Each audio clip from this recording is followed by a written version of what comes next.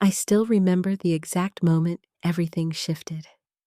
It was a gray Tuesday afternoon, the kind where the sky hangs low and the freeway feels endless. I was driving home from work, inching forward in traffic, letting the hum of cars fill the silence in my head. My phone buzzed against the center console. Mom. I hesitated for half a second, then answered, putting her on speaker. Hannah? Her voice was too loud, sharp enough to slice through the noise of the freeway. Yeah, Mom, what's up? There was a rustling sound. Fabric, maybe the phone brushing against her sweater.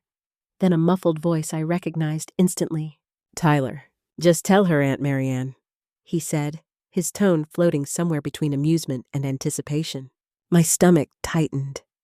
Calls that began with whispers in the background never ended well. Mom returned to the line with a tone I had learned to decode years ago. Firm, rehearsed, like she'd been practicing this in her head. Hannah, your father and I have talked. You're banned from Thanksgiving until you apologize to Tyler. Just like that. No explanation, no discussion, a verdict. I blinked at the road ahead, brake lights reflecting in the damp air. Banned from Thanksgiving, my family's biggest holiday. The one tradition I'd never missed. Not even during the year I'd worked overtime shifts to help cover Dad's medical bills. For what? I finally asked, keeping my voice neutral. Tyler didn't wait for Mom to speak. She can eat leftovers in the garage, he shouted from wherever he was, followed by a laugh so loud I could hear every smug note of it. Another laugh joined his. Someone else found it funny. Mom didn't correct them. She didn't even pretend to. My throat tightened. It wasn't the words. It was the casual cruelty behind them. The ease with which they pushed me aside, as if I were an inconvenience rather than a daughter, a cousin, a person. As the car crawled forward, something inside me shifted. Not an explosion, but a slow, deep crack spreading through stone. I had been the quiet one all my life, the one who fixed things behind the scenes, the one who paid bills without being asked, the one who absorbed insults with a smile because family means understanding. But this wasn't misunderstanding. This wasn't an accident. This was intentional. Okay, I finally said, my voice sounding foreign even to me. I'll think about it. We both knew I wouldn't. We both knew the conversation was over long before she hung up. Traffic moved again. I gripped the steering wheel until my knuckles ached. For a moment, the world outside blurred. Brake lights, raindrops, silhouettes of strangers. All I could hear was Tyler's laughter echoing through my car like a taunt. When I got home, I didn't turn on the lights. My apartment felt too quiet, too clean, too separate from the chaotic noise of my family's world.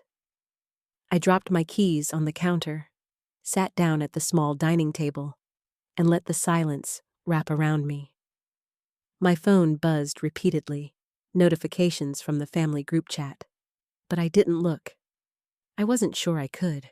Instead, I stared at the darkened window, watching the faint reflection of my own tired face.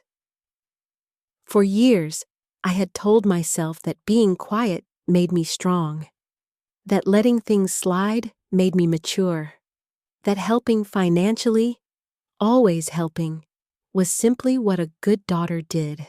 But sitting there in the dim room, I felt something new. Clarity. This wasn't about Thanksgiving.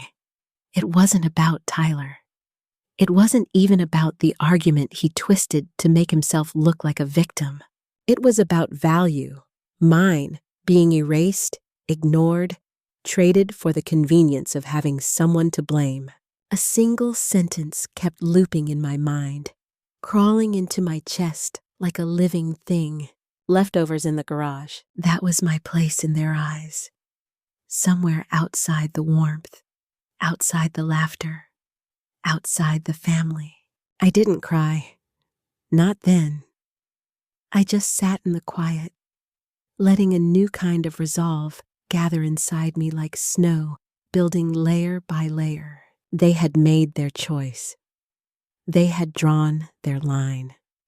And for the first time in my life, I was ready, truly ready, to decide where I stood. This time, I wouldn't be on the porch. For days after that phone call, my mind kept circling back. Not to the insult, not even to Tyler's laughter, but to the quiet history underneath it. The part no one ever talked about. The part no one ever thanked me for. The part they pretended didn't exist. The sacrifices. Mine. They had started so small, so harmless, that I barely noticed the slope I was sliding down. The first time was Dad's surgery. Insurance covered most of it, but there was a gap, $2,100. I remember the panic in his voice when he called me. I was 23, earning little more than minimum wage. I had no business paying medical bills, but he sounded scared, and I loved him, so I transferred the money without hesitation. It's just temporary, Mom said. We'll pay you back. They never did. I never asked. Then there was the family phone plan. The constant chaos, missed payments, disconnected lines, late fees. It was stressful for them, so I offered, let's just put it all on my account. One bill, I'll manage it. I thought I was helping. They thought I was volunteering. And the longer it lasted, the more they treated it like it was simply my role. Then came utilities, groceries, co-pays for doctor visits, emergency repairs, short-term loans that were really donations. Every time they mentioned a financial struggle, the words were like a hook in my chest, pulling me into action. I paid, always quietly, always without making them feel bad. They praised me sometimes, but never kindly. Hannah's responsible, Mom would say with this strange tone, like my responsibility was a cute personality flaw, not the very thing keeping their lives afloat. She's frugal, Uncle Mark once added, as if I saved money because I was cheap, not because I was pouring half my paycheck into my family. Sometimes they'd even tease me about buying generic brands or clipping coupons. No one ever asked how I afforded all the things I paid for them. No one wondered why I didn't travel, why I didn't upgrade my car, why I didn't move into a nicer apartment. They assumed I had disposable income. They assumed I had no problems of my own. They assumed I existed to fill the gaps in their lives. It was subtle at first. Then it became normal. And then it became expected. I tried dating during those years. God knows I tried. But relationships wilt fast when you're constantly bailing out half your family and afraid to admit it out loud. What was I supposed to say? Sorry I can't take a weekend trip. I'm covering my cousin's rent again. Every time I paid, every time I helped, every time I cleaned up their messes, I told myself it was love, that this was how families worked, that one day, they'd appreciate me. But appreciation never came. What came instead were labels. Sensible, responsible, practical. The daughter who didn't cause trouble. The daughter who solved problems. The daughter who didn't need attention. The daughter who didn't need anything. It was a strange kind of invisibility, one built not from neglect, but from dependence. They didn't ignore me because I was unimportant. They ignored me because I was useful. Useful things don't need kindness. Useful things don't need respect. Useful things don't get invited to Thanksgiving when someone else's ego is hurt. And that was the truth that began scratching at the edges of my mind. If I stopped paying, would they still want me around? The answer terrified me. And yet, there in my small apartment, with the glow of my laptop illuminating years of bank statements, something inside me finally settled. A cold, quiet realization. They never loved the help. They loved the helper. They loved the version of me who made their lives easier. They loved the convenience of my silence. They loved the comfort of having someone they could lean on without ever acknowledging the weight. That version of me was breaking. And for the first time in my life, I wasn't rushing to fix it.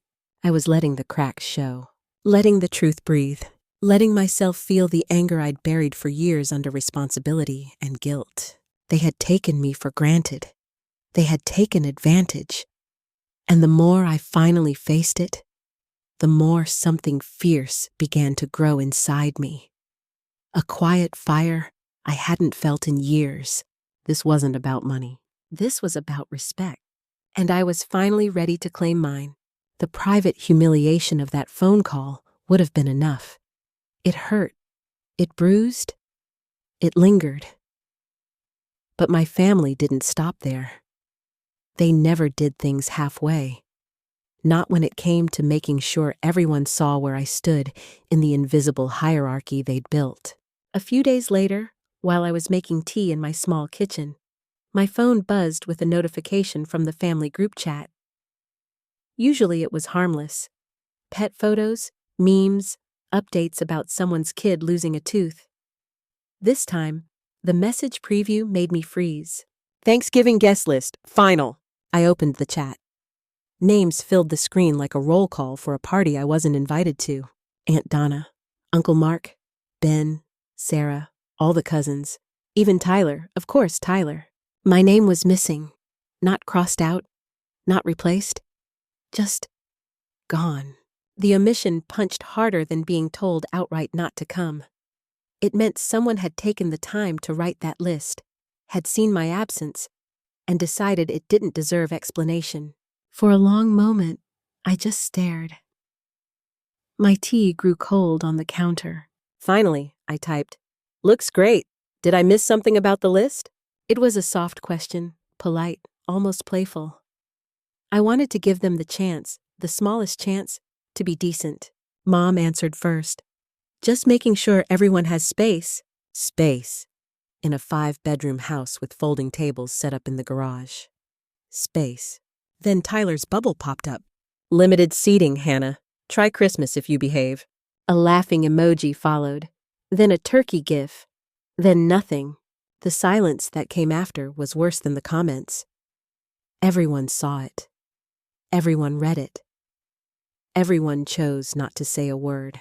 I locked my phone and pressed it to my chest, resisting the sudden sting behind my eyes. It wasn't the ban anymore. It was the performance of it. The casual cruelty made public. The way they collectively decided I wasn't just unwelcome, I was expendable. All those years of support, of bills paid quietly, of groceries dropped off, of copays covered. They evaporated the second Tyler needed to feel powerful and Mom needed to avoid conflict. And then Thanksgiving came.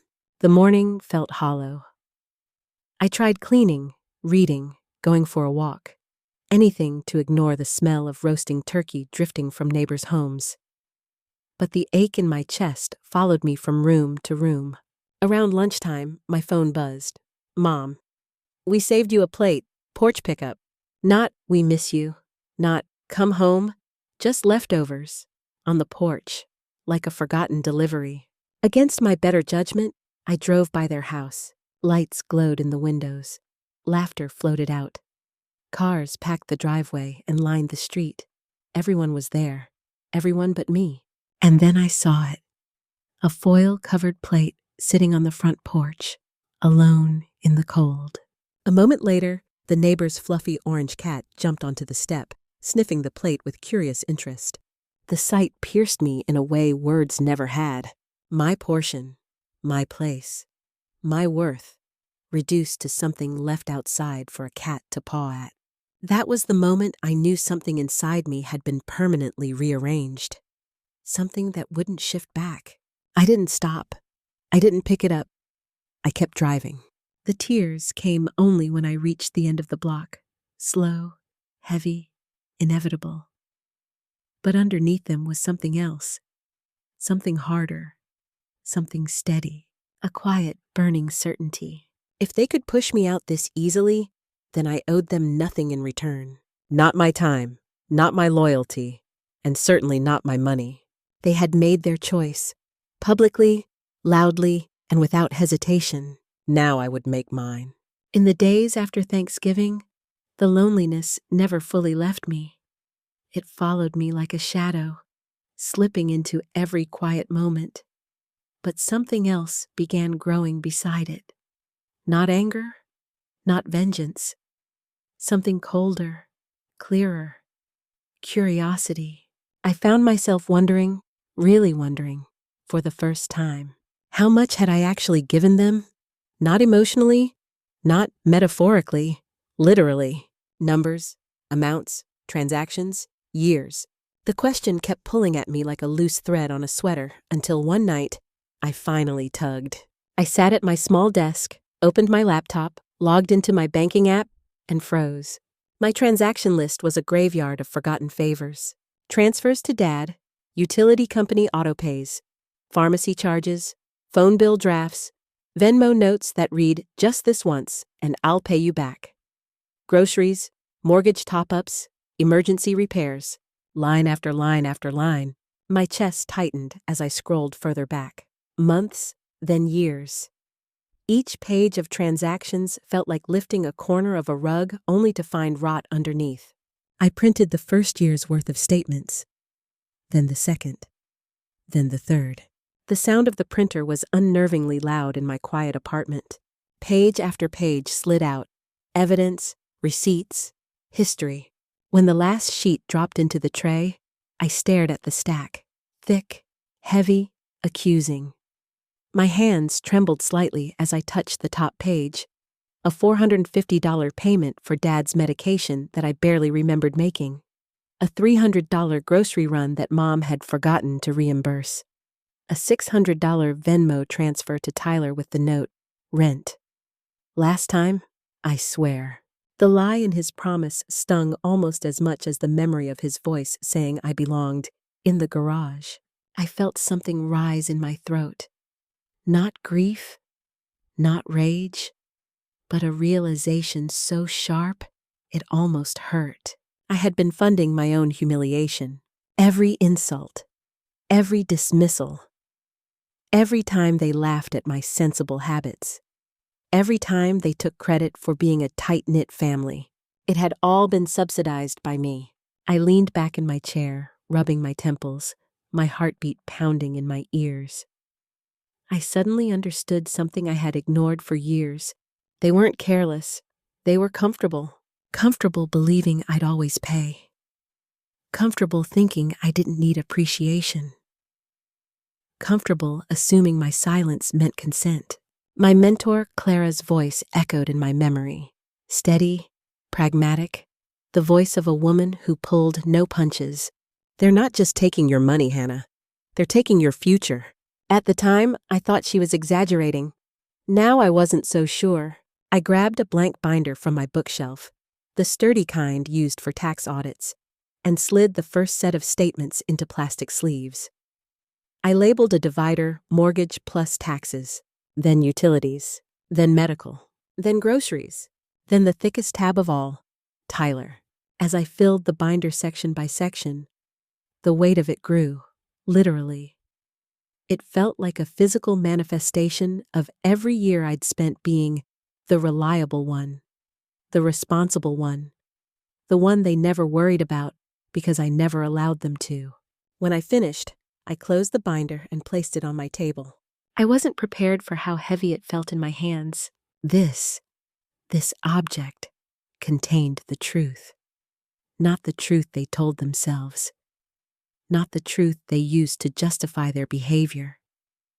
But the truth I had hidden from myself. I sat staring at it for a long time. The binder glowed dull blue under the kitchen light, quiet and unassuming. Yet it was the most powerful thing I had ever created. It wasn't revenge. It wasn't a weapon. It wasn't even anger. It was clarity. For the first time, I could see the shape of the problem. And for the first time, I knew exactly what had to happen next. The silence I'd practiced all my life wouldn't save me anymore. This time, it would free me. The Monday after I finished the binder felt different. The air outside was sharp, clean, almost metallic. I woke up before my alarm, sat on the edge of my bed, and realized, maybe for the first time in years, that I wasn't dreading the day ahead. I knew exactly what I needed to do. No more hesitation. No more hoping they would change. No more paying to be mistreated. Operation Cutoff had officially begun. I made a strong cup of coffee, set the binder beside me on the desk like a general reviewing a battle plan, and opened my laptop. My checklist lay beside it, neatly written, each item marked with a small empty box waiting to be filled. 1. Cancel property tax, autopay. 2. Remove payment info from utilities. 3. Separate phone plan. 4. Delete cards from Amazon, Netflix, pharmacy. 5. Shut down auto transfers to Tyler. My hands shook slightly as I dialed the mortgage company. When the representative answered, her friendly customer service voice flooded through the line. "How can I assist you today?" I swallowed hard. "Yes, I'd like to remove my autopay authorization for property taxes on account." Saying it out loud felt surreal, like waking up from a dream I'd been trapped in for too long. "Of course," she said, typing. "May I ask why you're canceling?" I stared at the binder, at years of transfers I could never get back. "I will no longer be contributing to this payment," I said. "Please ensure all future bills go directly to the homeowners." A short pause, then, "Done. You'll receive an email confirmation." The email arrived seconds later. I opened it slowly, almost afraid it would disappear. The line in bold at the bottom made my breath catch. Autopay successfully canceled. A small box on my checklist was filled. One thread severed. Next came utilities: gas, water, electric.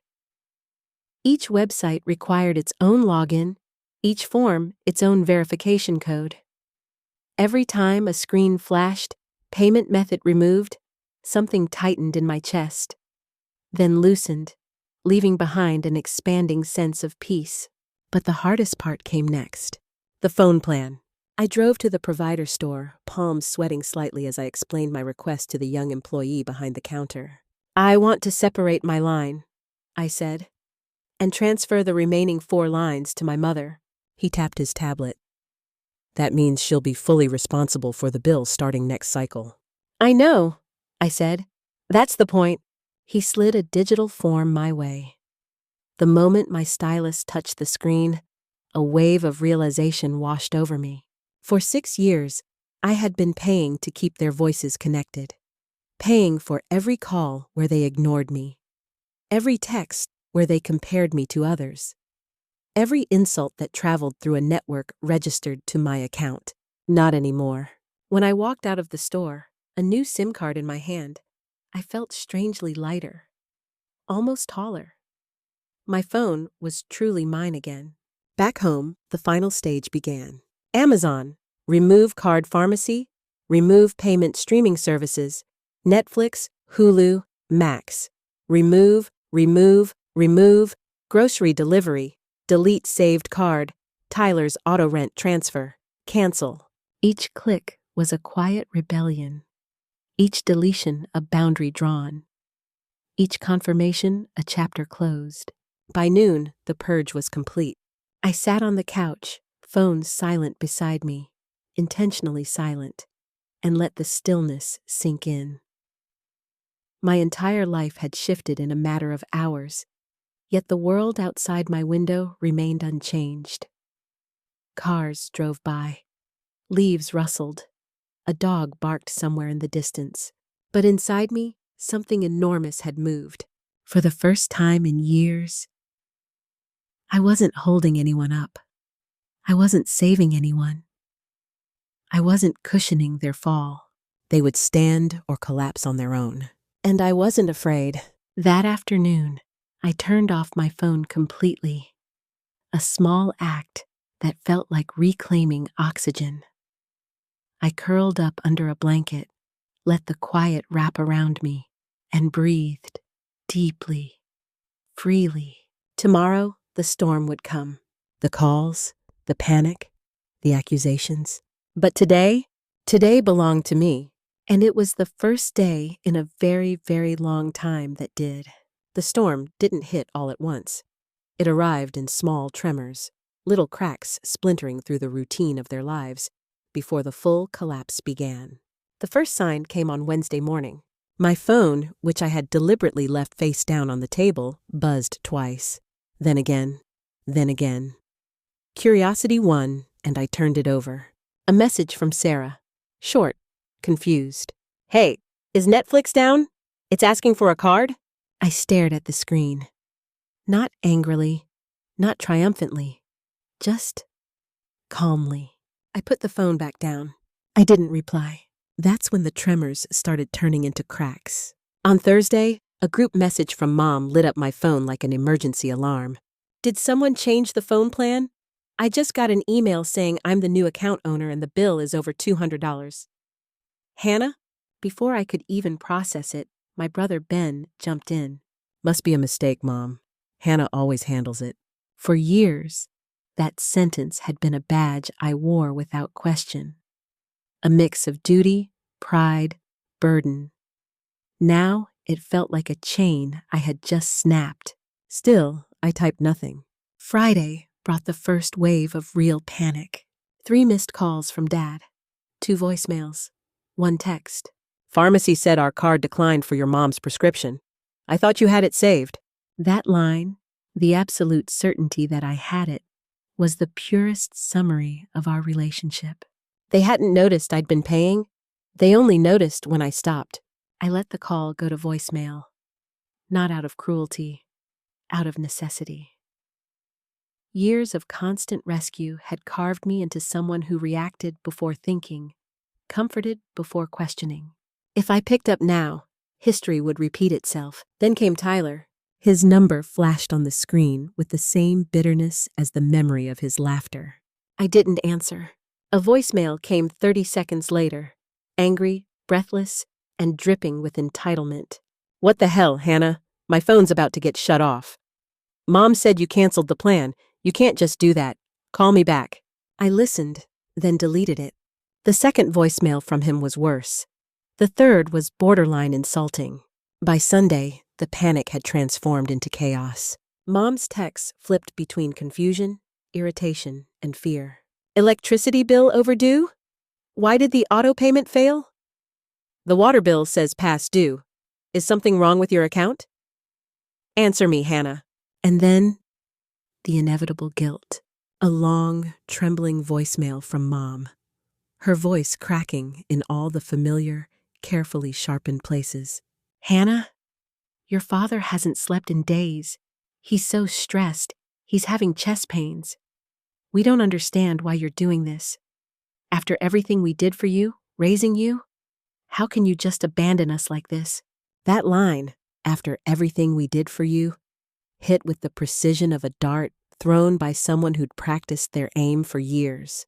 The old me would have broken instantly, apologized, rushed in to fix everything, paid every overdue bill, bought every prescription, undone every consequence.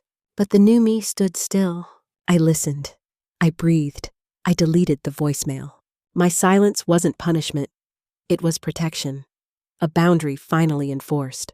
By the following Tuesday, the guilt had burned out, and what remained was something raw, frightened, and unfamiliar.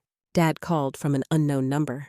I hesitated, just long enough to feel the weight of the moment, then answered. "Hannah?" His voice was thin, exhausted. "Hi, Dad." There was a long pause. I could hear him exhale shakily. "Your mother and we need to talk. In person. Please." It wasn't anger this time. Or guilt. It was something else. Consequences. Real ones. And for the first time in my life, I didn't feel responsible for solving them. I wasn't their safety net anymore. But I was ready to hear them. Ready to face them. Ready to finally show them the truth they had ignored for years. And the binder, heavy, undeniable, waiting on my table, was coming with me. When I pulled into my parents' driveway, the house looked strangely smaller than I remembered. as if the weight of the past few weeks had pressed its walls inward. Growing up, this house had been synonymous with warmth. Holiday lights, birthday dinners, summer barbecues. Now it felt like a courtroom waiting for its verdict. I grabbed the binder from the passenger seat. Its heaviness grounded me. It wasn't anger I felt. It was clarity. A calm, cold understanding that whatever happened next needed to be real, honest, unfiltered. No more pretending. I stepped inside without knocking. Mom and Dad were already sitting at the kitchen table, the same place we'd eaten thousands of meals.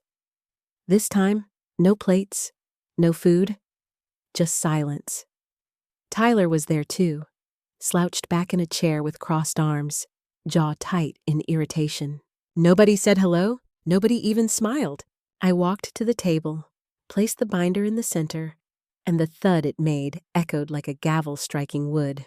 Dad blinked. What is that? I sat down slowly, meeting each of their eyes. This, I said evenly, is the answer to every question you've asked me this week. I flipped the binder open. The first section, mortgage plus property taxes, faced them. Bright yellow highlighter illuminated payment after payment. Dad leaned forward, confusion warping his brows. His voice cracked slightly. You paid all of this? For years, I said. Every shortage, every late fee, every tax bill that came as a surprise. Mom's lips parted, but no sound came out. I turned the page. Utilities, gas, water, electric, dozens of screenshots, dozens of receipts. I covered these whenever you were short, I said quietly. You always said money was tight, so I made sure the light stayed on. Mom pressed a hand to her chest. Why didn't you tell us? I laughed, a short, humorless sound. You never asked. Next tab, medical. Dad's surgery gap. Mom's dental work, prescriptions, copays, all of it. Tyler scoffed. Come on, copays? You're seriously counting that? I didn't even look at him.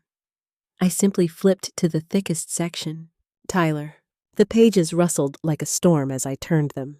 Rent transfers, security deposit, car repairs, concert tickets, late-night Venmo requests with messages like, help a bro out, and I'll pay you back Friday. I slid the last page toward him. This is everything you borrowed. How much have you paid back, Tyler? His jaw worked, but no words came out. For once, his arrogance collapsed under the weight of facts. Mom finally found her voice, soft, trembling. Hannah, this feels like an attack. I looked at her, really looked at her. My whole life, I said quietly. You told me family sticks together, that we help each other. But when did that only mean me helping you? No one forced you, she whispered. Of course you didn't, I replied. You didn't have to. You just let me do it, expected me to do it, and mocked me for being responsible enough to make it possible. The room went still. Dad swallowed hard. We didn't know it was this much. That's the problem, I said. You never wanted to know. I closed the binder gently but firmly. This isn't punishment. This isn't revenge. This is me stepping back. You're adults. These bills are yours. These responsibilities are yours. I'm done carrying what you chose to ignore. Mom's face crumpled. Hannah, we love you. I nodded. I know, but love without respect isn't love. It's dependence. I stood. The chair scraped softly against the floor. From behind me, Tyler muttered, You can't just leave us like this. I turned to him, the smallest, quietest smile touching my lips. I'm leaving you like adults. There was nothing left to argue, nothing left to explain.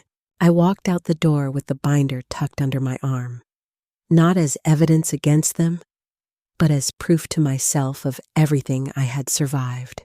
Outside, the cold air hit my lungs like freedom.